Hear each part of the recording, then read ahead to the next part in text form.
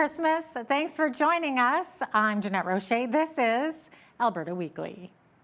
We hope you have a great Christmas weekend with friends and family. Alberta's 2021 has felt like a tough climb. Today we begin in Calgary with the Western Standard's news editor, Dave Naylor, and take stock of the end of 2021. Dave, what are you hearing from subscribers of the Western Standard about Alberta's future?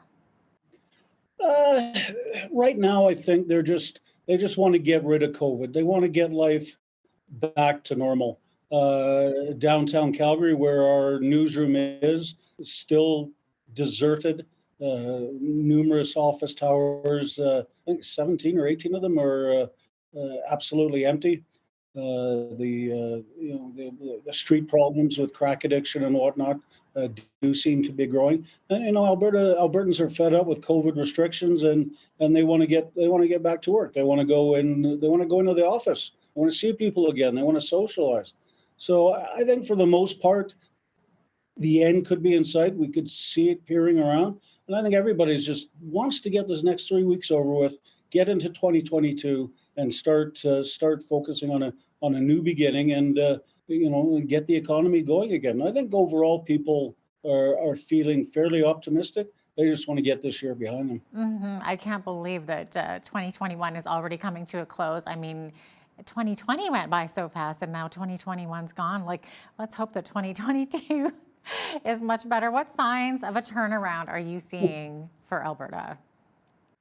Well, just the announcements that Kenny made over the last 3 weeks, the Amazon announcement, the hydrogen announcement for Northern Alberta.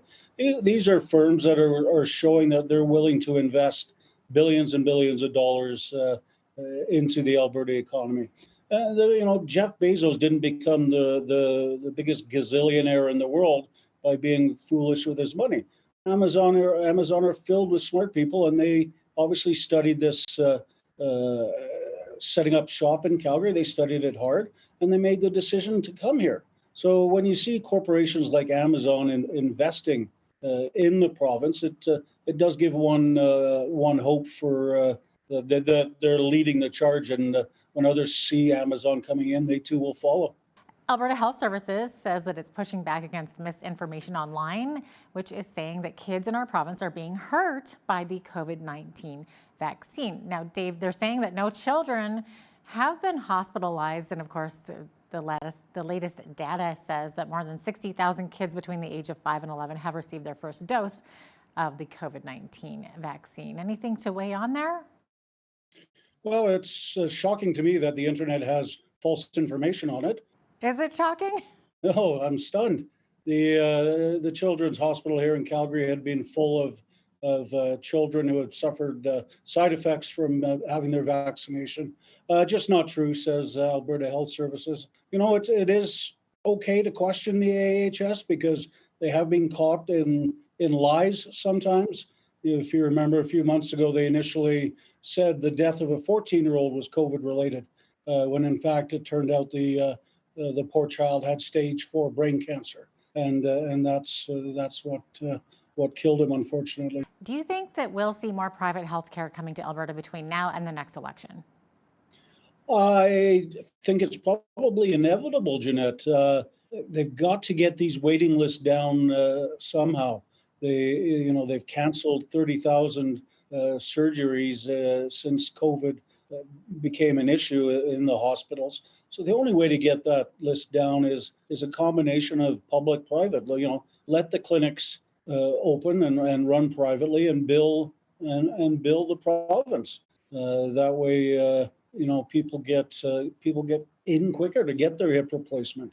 There'll be people screaming about the end of universal health care, and it's against the Canada Health Act, but something has to be done because the people who are complaining on one hand will not tolerate a 3-4 year wait for an artificial hip on the other hand. So I think it is coming in. Yeah, let's just hope that there's enough doctors to to cover all the demand happening right now, because we have such a massive doctor All right, shortage good point. happening in the province there. Up next, many of us get excited about the Christmas season, but others not so much. After the break, we speak with a mental health expert about those battling loneliness and depression during the holidays. Don't go away. It's a really convoluted and tricky time of year. I think Christmas is actually more psychological than we really give it credit for. We are in our heads a lot, I think.